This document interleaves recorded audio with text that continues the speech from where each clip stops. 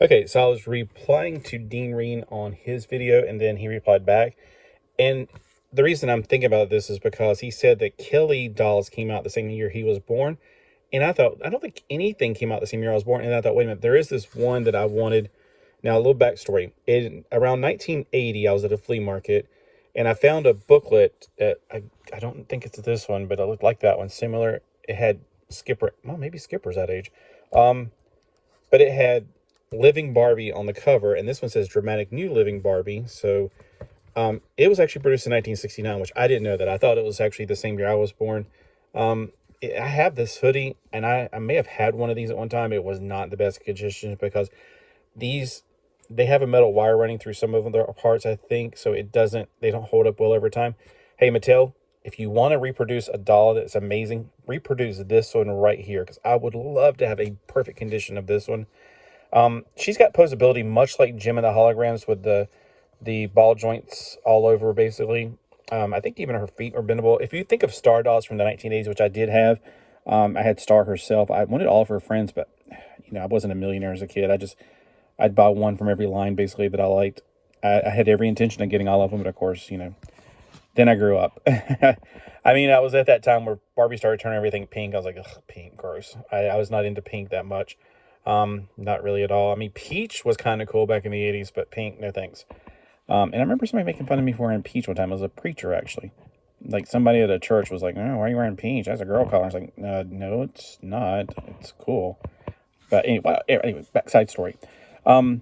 Yeah, I would love to have a perfect condition one of her. She's super posable. She kind of reminds me of Jim and the Holograms, I guess. The articulation with the wrist being a lot like the Beauty Seekers Barbie, which I also had as a kid.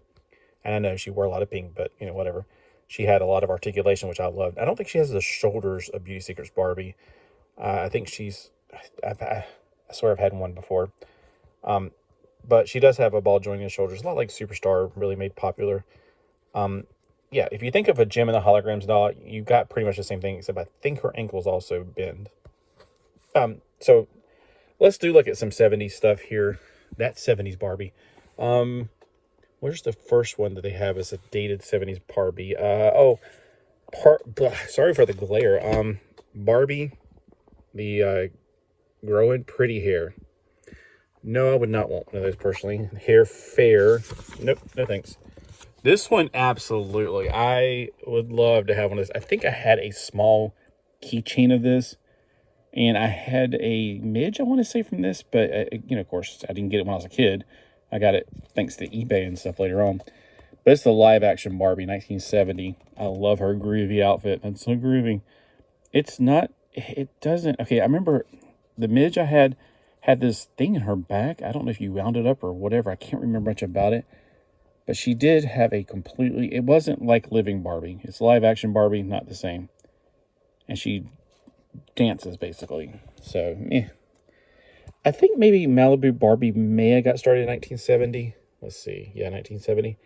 She may have got started that year. So that's kind of cool because I've always liked Malibu Barbie. Ever since I was a kid, I had a Malibu Barbie coloring book. And just the idea that there's a girl that likes to play on the beach all day long. That's awesome.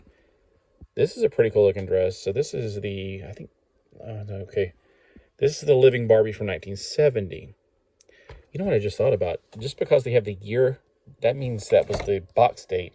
That wasn't sold until actually 71. So, hey, that's actually good. Okay. So that makes a little bit more sense.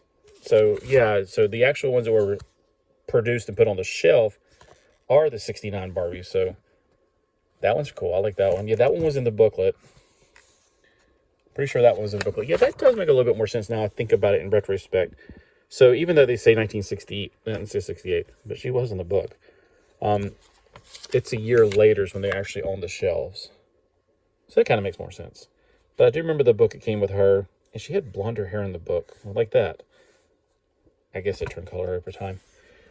All right, so let's see. There was also her friends. She didn't have Teresa at the time, and Christy, I think Christy was a friend of hers. So let's go back and look at Christy from that time. Oh, no, this is Barbies that are African-American, not Christy. Here's where they start getting, chronologically, her first friends.